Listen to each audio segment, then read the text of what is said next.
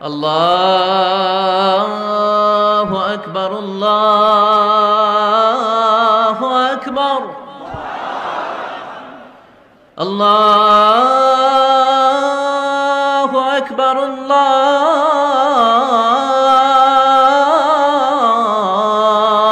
আকবার। একটা ট্রানজিট পিরিয়ডে আমরা এসেছি, আবার চলে যেতে হবে। এই যে আমাদের জীবন, এই জীবনের জন্য বিপদ, আপদ, পরীক্ষা, স্ট্রাগল, এটা অনিবার্য, এটা হবেই। বিপদ নাই, কষ্ট নাই, আপদ নাই, অনিশ্চয়তা নাই, স্ট্রাগল নাই, এমনকি কেউ আছে এখানে? কেউ কি হাত তুলে বলতে পারবেন যে হুজুর আমার জীবনে কোনো বিপদ নাই, অথবা আমার জীবনে কোনো দুঃখ নাই, কষ্ট নাই, কোনো স্ট্রাগল নাই, কোনো রিস্ক নাই? এরকম সৌভাগ্যবান কেউ আছেন এখানে? তাহলে জীবনের জন্য পরীক্ষা, এটা অনস্বীকার্য, হবেই হবে পরীক্ষা। পৃথিবীর জীবনটাই এমন, এভাবেই এই লাইফকে ডিজাইন করা হয়েছে। পরীক্ষা থাকবে, এখানে বিপদ থাকবে, এগুলো উত্তীর্ণ হয়ে আপনাকে যেতে হবে। চির সুখ, চির শান্তি, এটাই পৃথিবীতে হয় না। চির সুখ এবং চির শান্তির জায়গা হচ্ছে জান্নাত। চির সুখ এবং চির শান্তি কোথায়? এটা জান্নাতের বৈশিষ্ট্য। চির সুখ, চির শান্তি, টেনশন নাই, ঝামেলা নাই, পরীক্ষা নাই, বিপদ নাই, রিস্ক নাই, স্ট্রাগল নাই। এটা হচ্ছে দ্য ফিচার্স অফ জান্নাত, জান্নাতের ফিচার। কিন্তু সমস্যা বাদে তখন যখন জান্নাতের ফিচার আমরা দুনিয়ায় খুঁজি। যেটা পাবো আমরা জান্নাতে, এটা খুঁজি কোথায়? এই তখনই সমস্যা বাদে। And this is the main problem. এটাই বড় সমস্যা। এই সমস্যার সমাধান কোথায়, এটা নিয়ে আজকে আমি কিছু কথা অ্যাড্রেস করবো ইনশাআল্লাহ। তো তাহলে আসুন শুনি জান্নাতের ফিচার কি। জান্নাতের কমন একটা ফিচার হচ্ছে জান্নাতে there will be no sickness in paradise. জান্নাতে কোনো অসুস্থতা থাকবে না, চিরসুস্থ। সুবহানাল্লাহ পড়েন। চিরসুস্থ, চির সবল, কেউ অসুস্থ হবে না জান্নাতে। জান্নাত হবে অ্যান্টি এইজিং, জান্নাতে বয়স বাড়বে না কারো। চির যৌবনা, চির যুবক, অ্যান্টি এজিং। আপনারা জানেন যে বর্তমান পৃথিবীতে অ্যান্টি এজিং ক্রিম পাওয়া যায় না? ক্রিম, কথা বুঝতেছেন? অ্যান্টি এজিং ক্রিম পাওয়া যায়। তারা বলে এই ক্রিম মাখলে চামড়ায় ভাঁজ পড়ে না। এটার দাম আছে কিন্তু অনেক। অ্যান্টি এজিং ক্রিম লাগায়, শ্যাম্পু ইউজ করে, অ্যান্টি এজিং অয়েল আছে, এটা দিলে নাকি চামড়ায় ভাঁজ পড়ে না। ইভেন ভারতের অনেক বড় একজন ব্যবসায়ী মুকেশ আম্বানি, নাম শুনছেন না? যে তার ছেলের বিয়ে হয়ে গেল। তো এই মুকেশ আম্বানির স্ত্রী নীতা আম্বানি, সে কিছুদিন আগে এক বোতল গোল্ড ওয়াটার খেয়েছে, gold water, and it's cost $60,000। $60,000 দাম এক বোতল গোল্ড ওয়াটারের। কেন? ফর অ্যান্টি এজিং, যাতে বয়সের ছাপ গালে না থাকে। এখন বলেন, এভাবে কি আমাদের বয়সকে ধরে রাখা সম্ভব এই পৃথিবীতে? সম্ভব না, কারণ এই ফিচারটা দুনিয়ার ফিচার না, এটা জান্নাতের ফিচার। সুবহানাল্লাহ পড়েন। তাহলে জান্নাতে কেউ অসুস্থ হবে না। জান্নাত হবে চির যৌবন, চির যৌবনা। ওখানে আমরা যুবক থাকবো, প্রত্যেকে 33 বছরের যুবক যুবতী হয়ে জান্নাতে ঢুকবো। বিষ্ণু ইসলাম বলেন, আহলুল জান্নাতি জুরদা ওয়া মুরদা ওয়া আবনাউ সালাসিন ওয়া সালাসিন।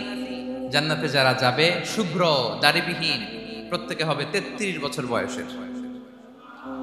ওই যে 33 বছর বয়সে একবার ঢুকলেন, আর বয়স বাড়বে না, ওইটাই চিরকাল ওই বয়স পাবেন। জান্নাতের আরেকটা ফিচার হচ্ছে নো ফ্রাস্ট্রেশন, কোনো চিন্তা নাই, দুশ্চিন্তা নাই, হাইপার টেনশন নাই, সজীব প্রাণবন্ত। সুবহানাল্লাহ। জান্নাতের আরেকটা ফিচার হচ্ছে there is no expiry date in জান্নাত। এক্সপায়ারি ডেট আছে? জান্নাতে যে ঢুকবো 7 দিনের জন্য চেক ইন, নাকি? চেক ইন কয় দিনের জন্য? 7 দিন, 10 দিন পরে চেক আউট করে ফেলবে, এরকম না। নো এক্সপায়ারি ডেট, আজীবন। একবার এন্ট্রি পেলে বের হওয়ার টেনশন নাই। আল্লাহু আকবার। তাহলে no expiry date, rather it's eternal. আজীবন থাকবেন, খালিদিনা ফিহা, চিরকাল থাকবেন। এবং জান্নাতের সবচাইতে গুরুত্বপূর্ণ ফিচার হচ্ছে there will be no death. In জান্নাত, জান্নাতে আপনার আর মৃত্যু হবে না, মৃত্যুর বিদায় হবে। তার মানে আপনি অমর হবেন। তাহলে আপনি চির সুস্থ, চির সবল হবেন জান্নাতে, চির যুবক থাকবেন, প্রাণবন্ত থাকবেন, আপনি অমর হবেন, আপনি জান্নাতে মরবেন না। জান্নাতীরা যখন জান্নাতে যাবে, ফেরেশতারা ডেকে বলবে, ইয়া আহলাল জান্নাতি ইন্না লাকুম আন তাসিহু ফালা তাসকামু আবাদা। জান্নাতীরা চিরকাল সুস্থ থাকবা, অসুস্থ হবা না। ইন্না লাকুম আন তাশিব্বু ফালা তাহরামু আবাদা, তোমরা শাবাব থাকবা, বুড়া হবা না। ওয়া ইন্না লাকুম আন তাহইয়াউ ফালা তামুতু আবাদা, চিরকাল বেঁচে থাকবা, মরবা না। এবং সেদিন জান্নাতে মৃত্যু দেয়া হবে, মৃত্যু দেয়া হবে। ইউতাল মাউতু বিকাবশিন আমলাহ, একটা ছাগলের আকৃতিতে মৃত্যুকে আনা হবে। ফায়ুযবাহুল মাউত, মৃত্যুকে জবাই দেয়া হবে। এবার জান্নাতীরা তাকিয়ে থাকবে, ফেরেশতারা বলবে, ইয়া আহলাল জান্নাতি খুলুদুন ফালা মাউত, হে জান্নাতীরা চিরকাল এই জান্নাতে থাকবে। তাহলে জান্নাতের ফিচার পাইছেন? এখন কোন বোকা যদি এই ফিচার দুনিয়ায় খোঁজে, পাবে? পাবে না, কারণ দুনিয়ার ফিচার আলাদা। দুনিয়ার ফিচার কি? এই দুনিয়াতে বিপদ আসবে, কষ্ট আছে দুনিয়াতে, হতাশা আছে, ভয় আছে, অসুস্থতা আছে, বার্ধক্য আছে, এবং এই দুনিয়ার একটা এক্সপায়ারি ডেট আছে না? দ্য ডে ইউ ডাই, যেদিন আপনি মারা যাবেন, এটা আপনার এক্সপায়ারি ডেট, চলে যেতে হবে, চলে যেতে হবে। এই পৃথিবীতে মৃত্যুর অস্তিত্ব আছে, সবকিছু থমকে দিয়ে, আপনাকে চমকে দিয়ে মৃত্যু চলে আসবে, ঠিক কিনা বলেন? তাহলে এগুলো হচ্ছে দুনিয়ার ফিচার। এই দুনিয়াতে বিপদ আপদ, কষ্ট, ঝুঁকি, স্ট্রাগল, বার্ধক্য, অসুস্থতা, এগুলো নিয়ে আমাদেরকে টিকে থাকতে হয়। এটা দুনিয়ার ফিচার, মিলায় ফেললে হবে না। জান্নাতের ফিচার একটা, দুনিয়ার ফিচার আরেকটা। দুনিয়াতে কষ্ট থাকবে, বিপদ আপদ থাকবে। এই দুনিয়ার ফিচারটা আল্লাহ তাআলা কোরআনের একটা আয়াতে খুব চমৎকার ভাবে উল্লেখ করেছেন, সেটা দিয়েই আমি আলোচনা শুরু করেছি। আল্লাহ তাআলা ইরশাদ করছেন, ওয়ালা নাবলুওয়ান্নাকুম বিশাইইম মিনাল খাউফি ওয়াল জুই ওয়া নাকসিম মিনাল আমওয়ালি ওয়াল আনফুসি ওয়াস সামারাত ওয়া বাশশিরিস সাবিরিন। আল্লাহ তাআলা বলছেন, অবশ্যই অবশ্যই আমি তোমাদেরকে পরীক্ষা করব, ভয় দিয়ে, ক্ষুধা দিয়ে, সম্পদের ঘাটতি দিয়ে, আতঙ্ক দিয়ে, প্রাণনাশ দিয়ে, ফল ফসলের হানি দিয়ে পরীক্ষা করব। কিন্তু এই পরীক্ষায় যারা উত্তীর্ণ হবে, যারা সবর ইখতিয়ার করবে, ওয়াবাশশিরিস সাবিরিন, ধৈর্যশীলদের জন্যই হচ্ছে সুসংবাদ। আলহামদুলিল্লাহ পড়ে। তাহলে সম্মানিত সুধী, আমরা বুঝতে পারলাম এই পৃথিবীর ফিচার হচ্ছে এখানে বিপদ থাকবে, বিপদ ছাড়া কেউ থাকবে না। স্ট্রাগল থাকবে, কষ্ট থাকবে, ঝুঁকি থাকবে, রিস্ক থাকবে, এবং নানা ধরনের বিপদ আপদ দিয়ে আল্লাহ তাআলা আমাদেরকে পরীক্ষা করবেন। এটা মাস্ট, এটা আমাদের মাইন্ডসেটে নিয়ে নিতে হবে, মাইন্ডসেটে এটা ক্লিয়ার থাকতে হবে। চিরসুখ চির শান্তি এই দুনিয়াতে মিলবে, কোথায় মিলবে তাহলে? এটা তাহলে বিপদ আসবেই, আপদ আসবেই, পরীক্ষা থাকবেই আমাদের জীবনে। তবে ইন্টারেস্টিংলি মজার বিষয় হচ্ছে, পরীক্ষাটা এক একজনের এক এক রকম। পুরো পৃথিবীটা একটা পরীক্ষা ক্ষেত্র, কিন্তু কারো প্রশ্নপত্রের সাথে কারো প্রশ্নপত্রের কোনো মিল নাই। সুবহানাল্লাহ। আমার পরীক্ষা একরকম, আপনার পরীক্ষা আরেক রকম, ওই ভাইয়ের পরীক্ষা আরেক রকম, ওনারটা আরেক রকম। সবাই পরীক্ষার্থী, সবাই পরীক্ষার্থী, কিন্তু কারো প্রশ্নপত্রের সাথে কারো প্রশ্নপত্রের কোনো মিল নাই। কারোর জন্য পরীক্ষা হচ্ছে সে খুব অসুস্থ, প্রচন্ড অসুস্থতা, তার জন্য পরীক্ষা। ক্যান্সারের রোগী, দুরারোগ্য ব্যাধি, ডক্টর বলছে 4th স্টেজে চলে আসছে, কয়েক মাস বাঁচতে পারে, এটা তার জন্য পরীক্ষা। আবার কারো দেখবেন যে খুব একটা অসুস্থতা নাই, অসুস্থতার ঝামেলা নাই, কিন্তু তার দারিদ্রতা আছে, তার আর্থিক অনটন, এটা তার জন্য পরীক্ষা। আবার কারো দেখবেন অসুস্থতাও নাই, দারিদ্রতাও নাই, তার দাম্পত্য জীবনের সমস্যা আছে না নাই? অনেকের দেখবেন এগুলো কোনোটাই সমস্যা না, তার ছেলে কথা শোনে না, মাদকাসক্ত।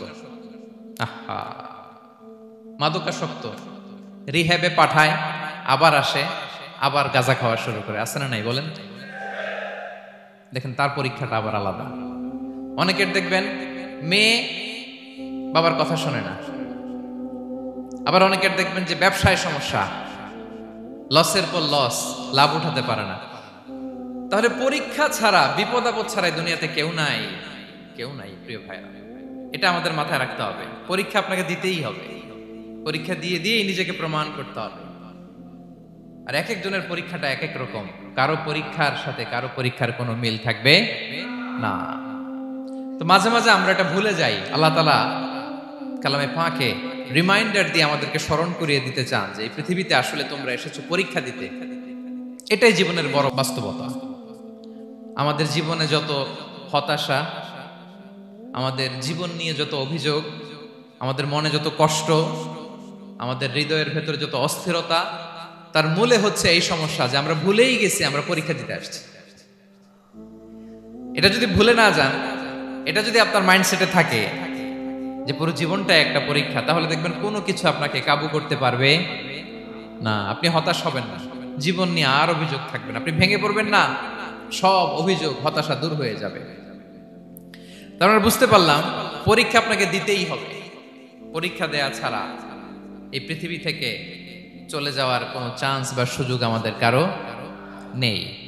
সূরাতুল আনকাবুতে আল্লাহ তাআলা এই কথাটা আরো চমৎকার ভাবে বলেছেন। আল্লাহ তাআলা ইরশাদ করছেন, আহাসিবান নাসু আইয়ুতরাকু আইয়াকুলু আমান্না ওয়া হুম লা ইফতানুন ওয়ালাকাদ ফাতান্নাল্লাযীনা মিন ক্বাবলিহিম ফালা ইয়া'লামান্নাল্লাহু আল্লাযীনা সাদাকু ওয়ালা ইয়া'লামান্নাল কাযিবিন। আল্লাহ বলেন, মানুষকে ভেবেছে সে শুধু বলবে আমি ঈমানদার আর তাকে আমি জান্নাতে ঢুকাই দিব? না, কখনো না, কোশ্চিন কালেও না। বরং পূর্ববর্তীকালে যারা পৃথিবীতে এসেছিল তাদেরকে আমি পরীক্ষায় নিয়েছি, পরীক্ষা করেছি, এবং তাকেও ঈমানের প্রশ্নে সে সত্যবাদী না মিথ্যাবাদী পরীক্ষা দিয়ে দিয়ে নিজেকে প্রমাণ করতে হবে। ঠিক কিনা বলেন? পরীক্ষা দিয়ে আপনাকে প্রমাণ করতে হবে। এবং এই পরীক্ষার ব্যাপারটা, এটা যে শুধু আমরা সাধারণ মানুষ আমাদের জীবনে দুঃখ বিপদ পরীক্ষা এমনটা না। এই পৃথিবীর সবচাইতে শ্রেষ্ঠ মানুষ যারা ছিলেন তাদেরকে আল্লাহ পরীক্ষা নিয়েছেন। বলেন তো এই পৃথিবীতে সবচাইতে শ্রেষ্ঠতম মানুষ কারা? সবচাইতে শ্রেষ্ঠ ভালো মানুষ কারা ছিল পৃথিবীতে? বলেন তো নবীরা। আওয়াজ করে বলেন তো কারা? তো বলেন তো নবীদের জীবনে পরীক্ষা ছিল কি ছিল না? হ্যাঁ ছিল। বেশি না কম? বিষ্ণু ইসলামকে জিজ্ঞাসা করা হলো, আইয়ুন নাসি আশাদ্দু বালাআন ইয়া রাসূলুল্লাহ, হে আল্লাহর রাসূল এই পৃথিবীতে কাদের জীবনে পরীক্ষা বেশি? বিষ্ণু ইসলাম বললেন, আল আম্বিয়া, নবীদের জীবন। আল আম্বিয়া সুম্মাল আমসাল ফাল আমসাল, সবচাইতে জীবনে পরীক্ষার সম্মুখীন সবচাইতে বেশি হয়েছেন নবীরা। তারপরে নবীদের পরবর্তী অবস্থান যাদের, সিদ্দিকিন যারা, সোহাদা যারা, সলিহিন যারা, আল্লাহওয়ালা যারা, তাদের জীবনে পরীক্ষা বেশি। ইউবতালার রাজুলু আলা হাসাবি দীনি, ব্যক্তির দিনদারি যত বেশি তার জীবনে আল্লাহর পরীক্ষাও তত বেশি। আপনি আল্লাহওয়ালা হবেন, আপনার জীবনে পরীক্ষাও অনেক বেশি। এজন্য ইমানদার হওয়া যেমনি মর্যাদার, ইমানদারের জীবনে পরীক্ষাও হবে অনেক বেশি। এবং পরীক্ষা যত বড়, খেয়াল রাখতে হবে, মন খারাপ করার কোনো সুযোগ নেই। পরীক্ষা যার জীবনে যত বড়, সেটাতে সফল হতে পারলে ওটার প্রতিদানও বড়। পরীক্ষা যত বড়, এটাতে সাকসেস হইতে পারলে এটার রিওয়ার্ডও তত বড়। বিষ্ণু ইসলাম বলেন, ইযামুল জাযাই মাআ ইযামিল বালা, বালা যত বড় জাযাও তত বড়, প্রতিদানও তত বড়। আপনারা নবীদের জীবনে যদি খেয়াল করেন দেখবেন, যেই নবীর জীবনে পরীক্ষা যত বেশি সেই নবীর জীবনে সফলতাও তত বেশি। সাইয়েদনা ইব্রাহিম আলাইহিস সালামের কথাটা একটু খেয়াল করেন তো, বলেন তো ওনার জীবনে পরীক্ষা কেমন ছিল, বেশি না কম? ওনার জীবনের পরীক্ষা থেকেই তো আমরা এই শব্দটা ব্যবহার করি, আমরা বলি অগ্নি পরীক্ষা। কি বলি? মানে আগুনে নিক্ষেপ করা হয়েছে সাইয়েদনা ইব্রাহিম আলাইহিস সালামকে, তাও স্বাভাবিকভাবে না, উলঙ্গ করে, ন্যাকেট করে ওনাকে অপমানিত করবার জন্য ওনার গায়ের জামা কাপড় খুলে উলঙ্গ অবস্থায় আল্লাহর খলিল সাইয়েদনা ইব্রাহিম আলাইহিস সালামকে অগ্নিকুণ্ডে নিক্ষেপ করা হয়েছিল। এরকম এক্সপেরিয়েন্স এই অডিটোরিয়ামের ভেতরে আমাদের কখনো হয়েছে? তাইলে সাধারণ মানুষের জীবনের পরীক্ষা আর নবীদের জীবনের পরীক্ষার মধ্যে পার্থক্য আছে না নাই? ওই পরীক্ষায় উনি পাশ করে ফেললেন। 86 বছর পর্যন্ত আল্লাহর কাছে দোয়া করলেন, আল্লাহ আমাকে একটা নেককার সন্তান দাও। আল্লাহ সন্তান দেয় না। 86 বছর পরে আল্লাহ তাআলা সাইয়েদনা ইব্রাহিম আলাইহিস সালাম এবং হাজারের ঘরকে উজালা করে সন্তান দিলেন। সাইয়েদনা ইসমাঈল আলাইহিস সালাম পৃথিবীতে আসলেন কত বছর বয়সে? 86 বছর বয়সের এখানে কেউ আছেন? হ্যাঁ, আছি আমরা? কেউ নাই। 86 বছর বয়সে প্রথম সন্তান পেয়েছে। তাদের ঘরকে উজালা করে আল্লাহর নবী সাইয়েদনা ইসমাঈল আলাইহিস সালাম আসলেন। এবার আল্লাহ বললেন, যাও স্ত্রীকে আর এই কলিজার টুকরা সন্তানকে থাকো তো প্যালেস্টাইনে, প্যালেস্টাইন থেকে ১,৫০০ কিলোমিটার দূর দ্য ব্যারেন ল্যান্ড, ওই মক্কার ধুধুমরু প্রান্তরে রেখে আসো, যেখানে কেউ নাই, মানুষ নাই, গাছ নাই, পাখি নাই, পানি নাই, যাও রেখে আসো। আচ্ছা বলেন তো, ৮৬ বছর পরে যে লোকটা সন্তান পেল, বুঝে শুনে উত্তর দিয়েন, ৮৬ বছর পরে যে লোকটাকে আল্লাহ তাআলা সন্তান দিল, তার হৃদয়ে ওই সন্তানের জন্য মায়া বেশি না কম?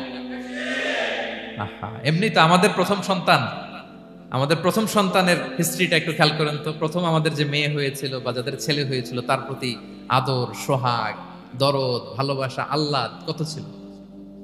আর ৮৬ বছর বয়স আল্লাহ তাআলা ওনাকে সন্তান দিলেন, দিয়ে বললেন, যাও হাজারকে আর ইসমাঈলকে মক্কার ধুধুমরু প্রান্তরে রেখে আসো। আল্লাহ তাআলা বলতে দেরি, চলে যেতে দেরি নাই, মুহূর্তে উনি রওনা হয়ে গেলেন। সুবহানাল্লাহ পড়বেন না? রেখে আসলেন মক্কার ধুধুমরু প্রান্তরে। এবার আল্লাহ বললেন, যাও রিটার্ন ব্যাক টু প্যালেস্টাইন, প্যালেস্টাইনে চলে যাও। চলে গেলেন, হৃদয়টা ভেঙে খান খান। অনেক বছর পরে আল্লাহ তাআলা আবার অনুমতি দিলেন, যাও এবার ছেলেকে দেখে আসতে পারো, যাও প্যালেস্টাইন থেকে আবার মক্কায় যাও। সাইয়েদনা ইব্রাহিম আলাইহিস সালাম প্যালেস্টাইন থেকে আবার ১,৫০০ কিলোমিটার পথ পাড়ি দিয়ে, এখনকার মতো ফ্লাইটে যায় নাই, গাড়িতেও না, উটে করে। কিসে করে? উনি যে কতবার মক্কা থেকে ফিলিস্তিন এসেছেন আর গিয়েছেন, কোনো ইয়ত্তা নাই, হিসাব নাই। গেলেন, এবার ছেলেটা হাঁটতে পারে, দৌড়াতে পারে, একটু একটু কথা বলতে পারে, আব্বু আব্বু ডাকতে পারে। কেমন মায়া লাগে বলেন তো? মায়া ভালোবাসায় যখন টইটম্বুর, ঠিক ওই মুহূর্তে আল্লাহ বললেন, ছেলেকে জবাই করো, জবাই করো ছেলেকে।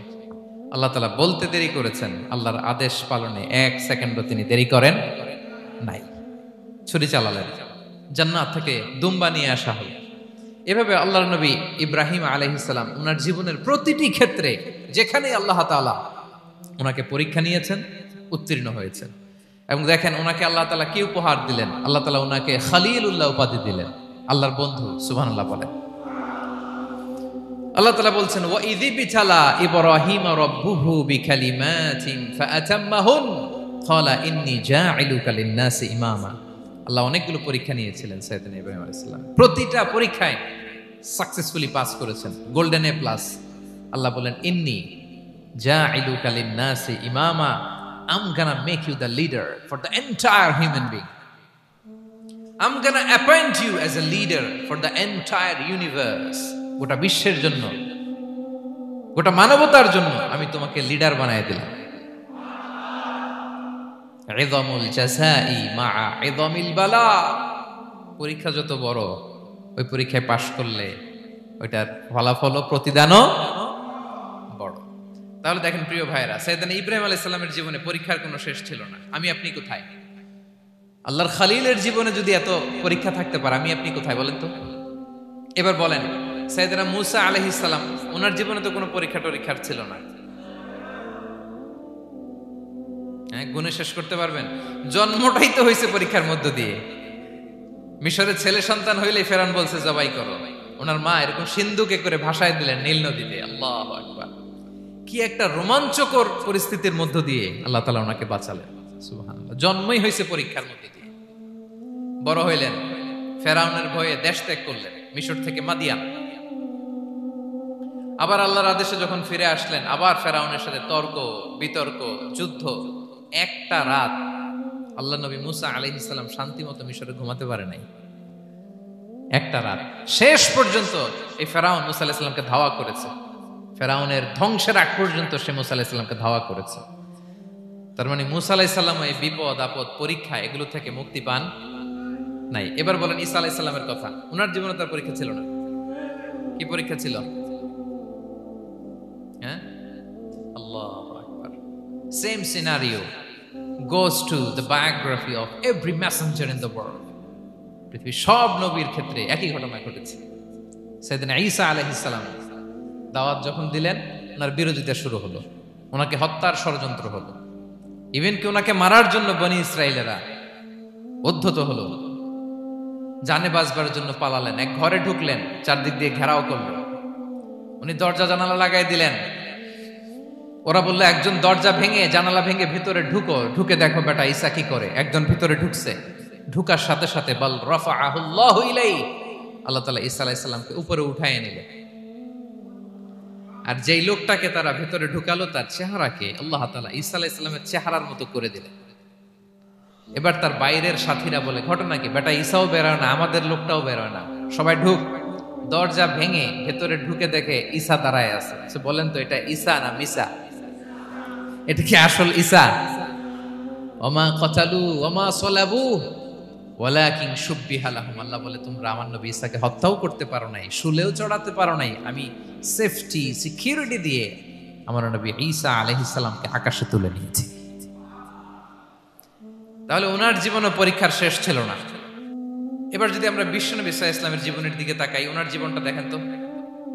আমাদের পেয়ারা নবী বিশ্বনবী মুহাম্মদুর রাসূলুল্লাহ সাল্লাল্লাহু আলাইহি ওয়াসাল্লাম, ওনার জীবনে কি স্ট্রাগল ছিল? স্ট্রাগল। মাক্কি জীবনের কথা যদি একটু খেয়াল করেন, দেখেন তো 3 বছর শিয়াবে আবি তালেবে জেল খেটেছেন, না খেয়েছিলেন। ওনার বংশের লোকেরা প্রথমে ছাগল খেয়েছে, ছাগলগুলো যখন শেষ, ছাগলের চামড়াগুলো শুকিয়ে ওইটা খাইছে। গাছের পাতা ছাল এগুলো খেয়ে খাবারের অভাবে বেহুশ হয়ে পড়ে থাকতো তারা। না খেয়ে কয়দিন ছিলেন আপনি? আমি কয়দিন ছিলাম না খেয়ে? মনেই তো পড়ে না, না খেয়েছিলাম কিনা কোনোদিন। এ হচ্ছে মাক্কি জীবন। মেন্টালি প্রেসার দেয়া হয়েছে।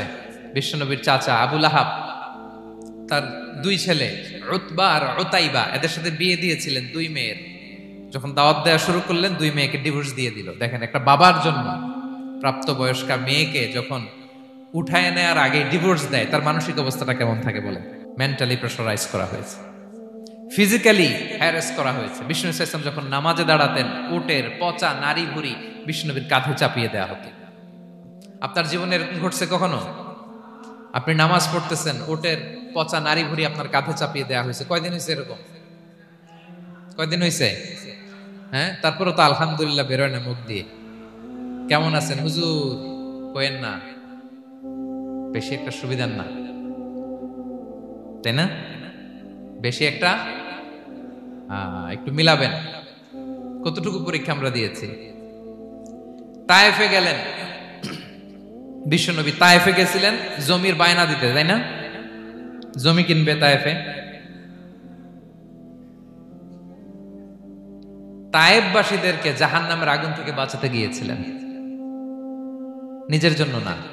সেখানে তায়েফের ছেলেরা পাথর মেরেছে বিষ্ণু ইসলামের গায়ে। এত শুভ্র দেহ ছিল, চেহারা ছিল, বিষ্ণুবীর গা দিয়ে ঝরঝর করে রক্ত ঝরেছে। ফিজিক্যাল হ্যারাসমেন্টের শিকার হয়েছেন বিষ্ণু ইসলাম। যখন যেদিন বিষ্ণু ইসলামকে হত্যার ষড়যন্ত্র করা হলো, আল্লাহ তাআলার আদেশে তিনি মক্কা থেকে মদিনায় হিজরত করলেন। মদিনাতে যে একটা রাত, 7ম হিজরির আগ পর্যন্ত শান্তিতে ঘুমাতে পারেন নাই। 3 দিকে 3 ইহুদি বসতি, বনু কাইনুকা, বনু নদীর, বনু কুরাইজা। খাওয়ার মধ্যে বিষ মিশিয়ে দেয়া হয়েছিল বিষ্ণু ইসলামের। বাজুর, খাসির বাজুর রান পছন্দ করতেন। এক ইহুদি মহিলা বিষ্ণু ইসলামের ওই রানের মধ্যে বিষ মিশিয়ে দিয়েছিল। ওই বিষের যন্ত্রণায় মৃত্যুর আগ পর্যন্ত বিষ্ণুনবী কাতরাতেন, এবং উনি ইন্তেকালের সময় ওই বিষের ব্যথা যন্ত্রণাতে ইন্তেকাল করেছেন। বিষ্ণুনবীর ইন্তেকালটা শাহাদাতের ইন্তেকাল ছিল। বিষ্ণু ইসলাম বলেছেন, ওই যে খায়বার এলাকার ওই মহিলা যে আমার খাবারে বিষ মিশিয়েছিল, সেই বিষের যন্ত্রণা, বেদনা, কষ্ট আমি অনুভব করছি। খেয়ে না খেয়ে দিন প্রচারের কাজে নিজেকে দিয়েছ বিলিয়ে, তায়েফের কাফিরেরা চিনল না সে আলো, দুষ্ট ছেলেদের পিছু দিল লেলিয়ে, পাথরের আঘাতে ক্ষত বিক্ষত হয়ে সারা শরীর থেকে রক্ত ঝরে। হে রাসূল তোমাকে ভুলি আমি কেমন করে, হে রাসূল তোমাকে ভুলি আমি কেমন করে। হাজার ব্যথা বেদনার পরে ফিরে আসনি তুমি আপন ঘরে। দিনের আলো তুমি ছড়িয়ে দিতে চলে গেলে মদিনায় মক্কা ছেড়ে। হে রাসূল তোমাকে ভুলি আমি কেমন করে, হে রাসূল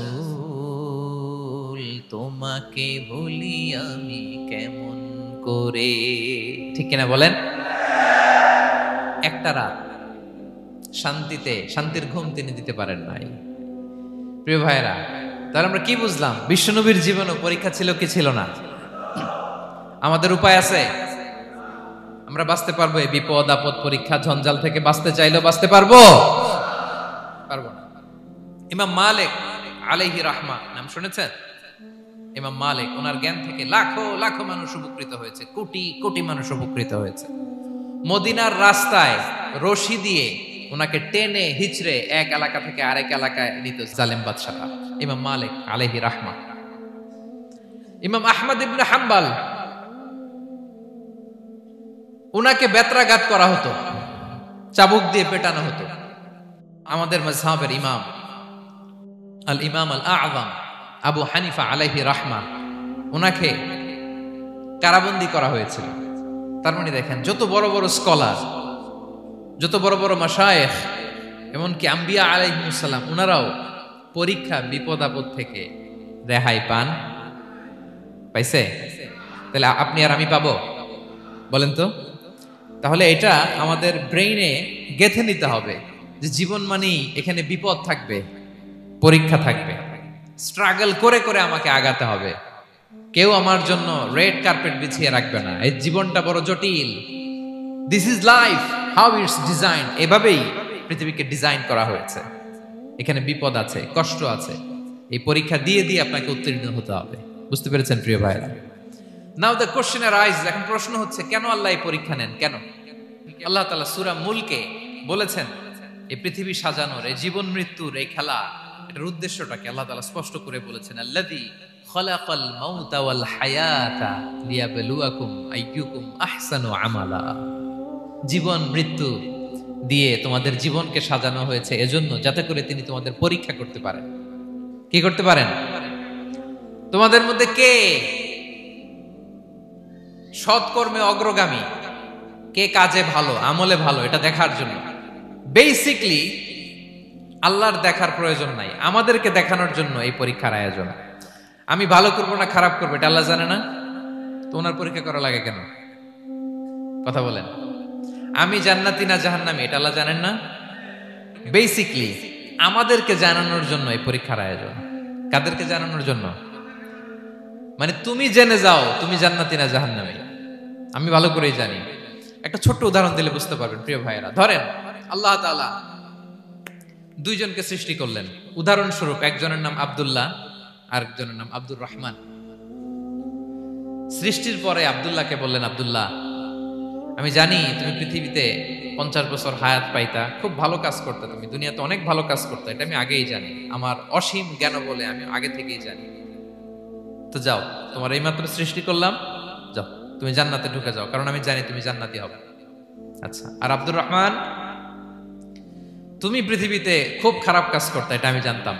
তোমারে পাঠাইলে খারাপ কাজ করবা, তুমি সীমা লঙ্ঘন করবা, অন্যায় করবা, অপরাধ করবা, তুমি জাহান্নামী হবা। যাও, যেহেতু আমি জানি পরীক্ষার আর দরকার নেই, তোমারে জাহান্নাম দিয়ে দিলাম, যাও ঢুকে যাও। আব্দুল্লাহ ঠিকই জান্নাতে ঢুকে যাবে, আব্দুর রহমান কি ঢুকবে? ঢুকবে। সে বলবে, আল্লাহ এইমাত্র আমারে বানাইলেন, এইমাত্র আপনি আমাকে সৃষ্টি করলেন, সৃষ্টি করেই বলতেছেন তুমি জাহান্নামে যাও, আর বলতেছেন আমি জানি দুনিয়াতে পাঠালে তুমি খারাপ কাজ করবা, তুমি জাহান্নামী হবা, পাঠানোর আর কি দরকার, আগে থেকে জাহান্নামে যাও। আল্লাহ আপনি জানলে জানতে পারেন, আমি তো জানি না। ঠিক কিনা বলেন? সে বলবে, না আল্লাহ আপনি ভুল বলতেছেন, এই দুনিয়াতে পাঠাইলে আমি খুব ভালো কাজ করতাম, আমি সীমা লঙ্ঘন করতাম না, নামাজ পড়তাম, রোজা রাখতাম, হজ করতাম, যাকাত দিতাম, সাদাকা করতাম, চ্যারিটি করতাম, জনকল্যাণকর সব ভালো কাজগুলো আল্লাহ আমি করতাম। এজন্য আল্লাহ তাআলা পরীক্ষার আয়োজন করেছেন, যাতে করে তুমি জেনে যাও যে পৃথিবীতে তুমি কি করেছো। এখন আর আল্লাহকে এক্সকিউজ দেওয়ার সুযোগ নেই। আচ্ছা বলেন তো, আবু জাহেলকে যদি আল্লাহ এখন কিয়ামতের দিন বলে, Abu Jahl go to the hell fire, Abu জাহেলের কিছু বলার সুযোগ আছে? কারণ ও দুনিয়াতে কি করে আসছে এটাও জানে না। ফেরাউনকে ডেকে যদি আল্লাহ বলে, ফেরাউন তুমি জাহান্নামে যাও, go to the hell fire, ওর কি কোনো এক্সকিউজ দেওয়ার সুযোগ আছে? বলেন, সুযোগ আর আছে? কারণ তুমি দুনিয়াতে কি করেছো তোমার চেয়ে ভালো কেউ আর জানে। তা পৃথিবীতে এই পরীক্ষার এই আয়োজনের সবচাইতে বড় উদ্দেশ্য হচ্ছে যাতে করে আমরা দেখে যাই যে আমরা কি কাজ করছি। কেউ যখন পরীক্ষা দেয় প্রিয় ভাইরা, ওই পরীক্ষায় কত পাবে তার একটা হিসাব আছে না? বলেন, আপনি গণিত পরীক্ষা দিয়ে আসছেন, যে 100-তে 100 পাবে সে বলতে পারে আমার সব অঙ্ক হয়েছে, ঠিক কিনা বলেন? আর যে লাড্ডু গুড্ডু বুঝছেন তো, কিছুই পারে নাই, ঘোড়ার ডিম, তারও একটা হিসাব আছে যে সে কিছুই লিখে আসতে পারে নাই। তাই পৃথিবীতে এই পরীক্ষার আয়োজনের প্রধানতম কারণ হচ্ছে যাতে করে আমরা বুঝে যেতে পারি যে আমরা কোথায় যাব, জান্নাতে না জাহান্নামে। প্রিয় সুধী, এ পর্যায়ে আমরা জানবো এই যে পরীক্ষা আল্লাহ তাআলা নিচ্ছেন আমাদেরকে, এই পরীক্ষায় সফল হওয়ার মূল মন্ত্র কি। কোরআনে বিভিন্ন আয়াতে এই পরীক্ষার কথা বলা হয়েছে এবং এই পরীক্ষার সফলতার মূল মন্ত্রও কোরআনে ঘোষিত হয়েছে। আলহামদুলিল্লাহ বলেন। যে আয়াত দিয়ে আমি শুরু করেছি এই আয়াতে আল্লাহ তাআলা বলেছেন, ওয়াবাশশিরিস সাবিরিন, নবী হে ধৈর্যশীলদেরকে আপনি সুসংবাদ দিন। ধৈর্যশীলদেরকে সুসংবাদ দিন, তার মানে বিপদে ধৈর্য ধারণ করতে হবে। প্রিয় ভাইরা, ইন্নামাস সাবরু ইনদা সাদামাতিল উলা, বিপদে আমরা অনেক সময় প্যানিক হয়ে যাই, অস্থির হয়ে যাই, কি করব, হতাশ না। মুমিনরা হতাশ হয় না, ধৈর্য ধারণ করে। কি করে? কি করে? ধৈর্য ধারণ করার শক্তি দাও গো মেহেরবান আমায়, দাও গো মেহেরবান। পড়েন, ধৈর্য ধারণ করার শক্তি দাও গো মেহেরবান আমায়, দাও গো মেহেরবান। সবাই বলুন একসাথে, ধৈর্য ধারণ করার শক্তি দাও গো মেহেরবান আমায়, দাও গো মেহেরবান। বুকের ভেতর ব্যথার নদী বইছে অবিরাম, বইছে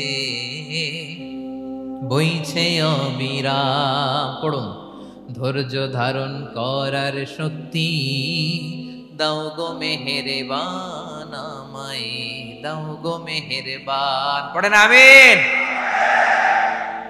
আল্লাহ যেন বিপদে আমাদেরকে ধৈর্য ধারণ করার তৌফিক দান করে।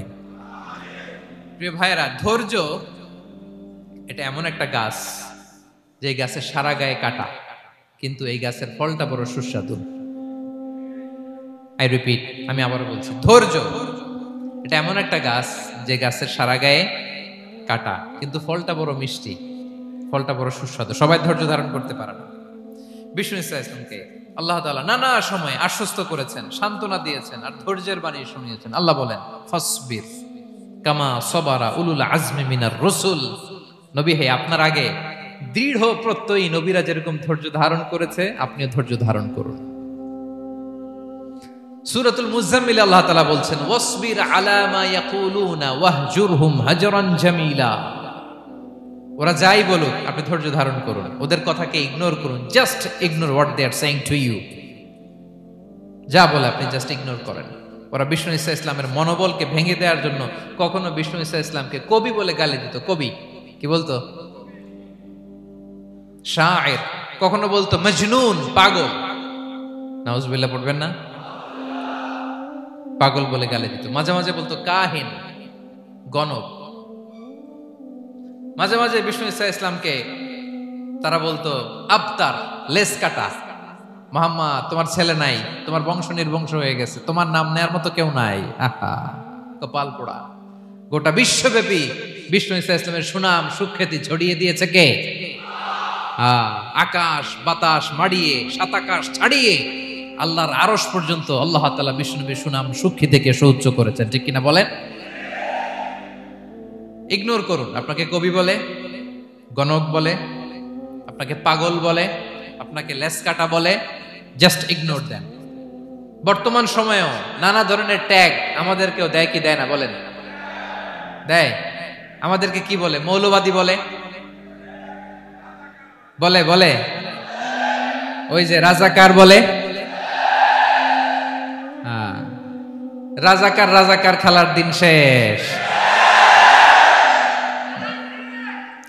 মন মতো হইলে মুক্তিযোদ্ধা, মন মতো না হইলে রাজাকার, এই দিন শেষ। ওই দিন আর নাই, এই কার্ড দিয়ে আর খেলার দিন নাই। এগুলো মানুষ আর খায় না এখন, এগুলো গিলে না আর। সাধারণ মানুষ বড্ড সচেতন।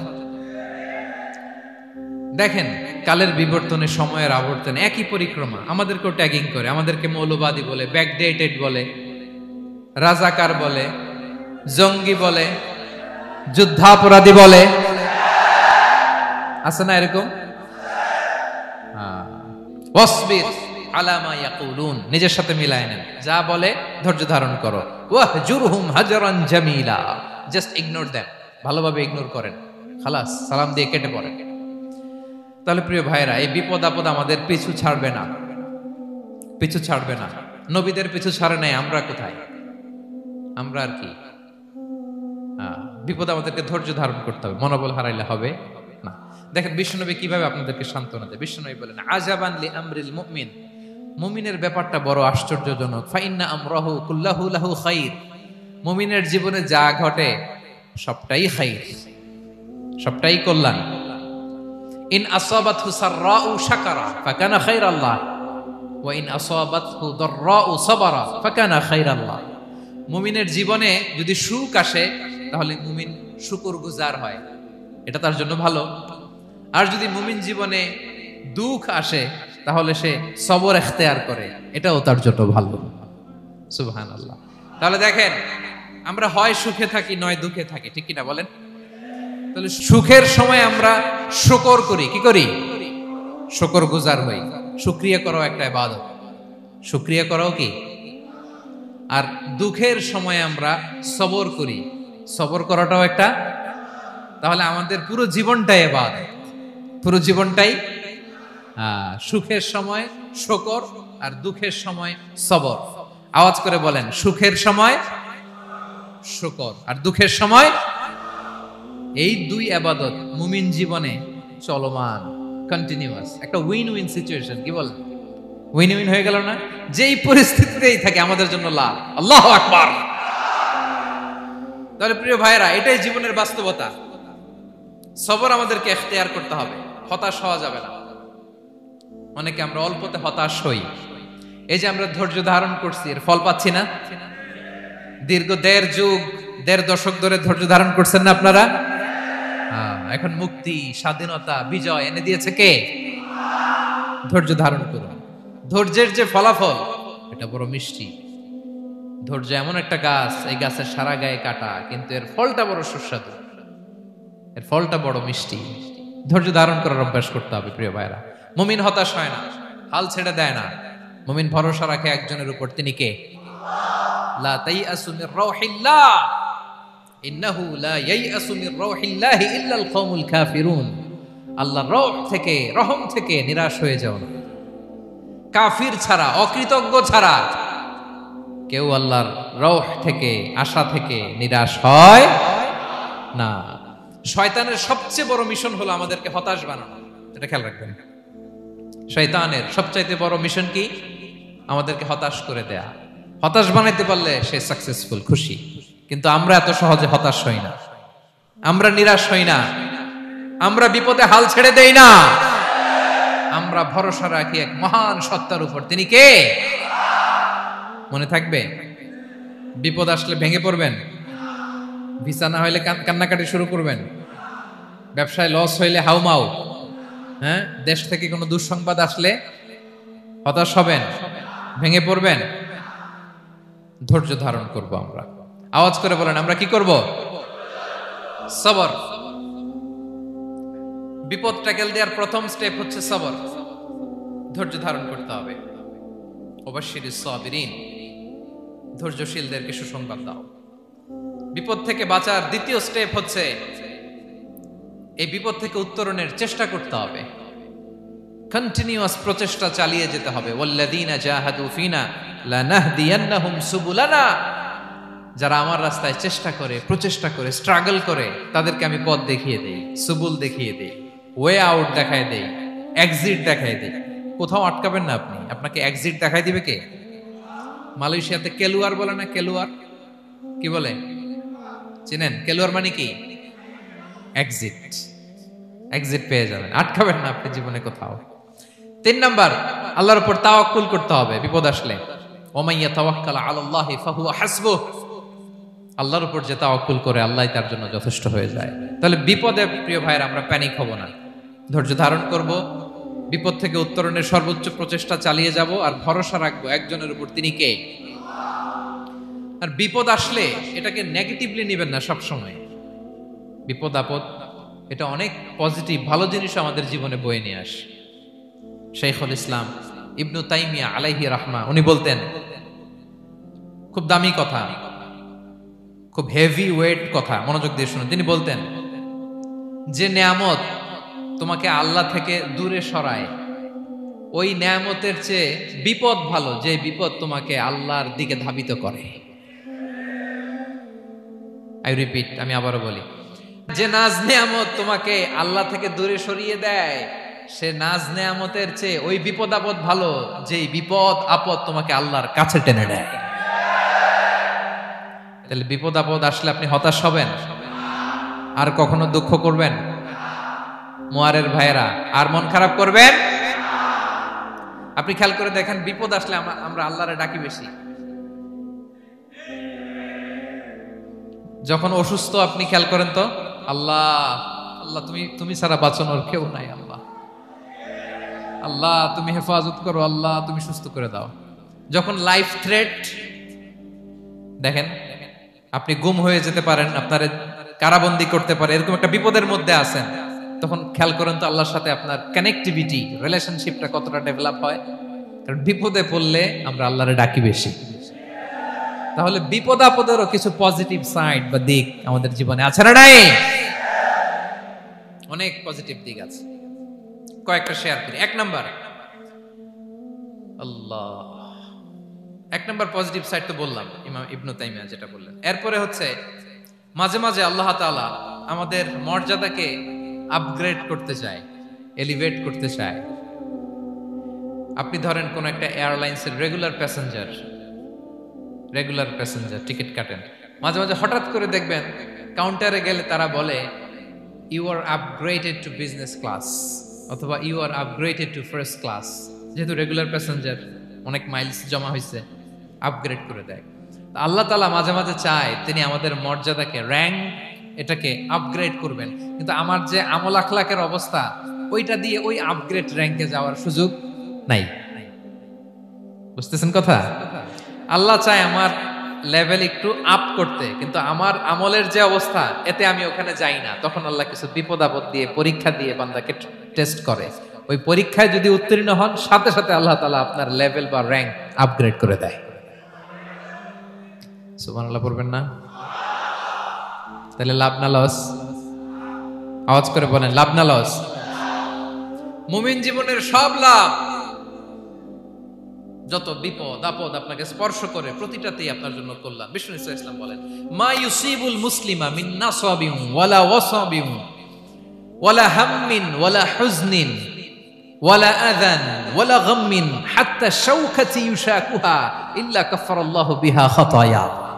আপনার জীবনে যত দুঃখ, যত যন্ত্রণা, যত টেনশন, যত অ্যাংজাইটি, যত ইনজুরি, এমনকি গোলাপ ফুল পাড়তে যে ওখানে যে কাঁটা বাঁধছে, বরই খেতে যে বরই গাছে ওঠার পর যে একটা কাঁটা বিঁধছে আপনার হাতে, এর কারণে আল্লাহ তাআলা আপনার গুনাহ মাফ করে দেয়।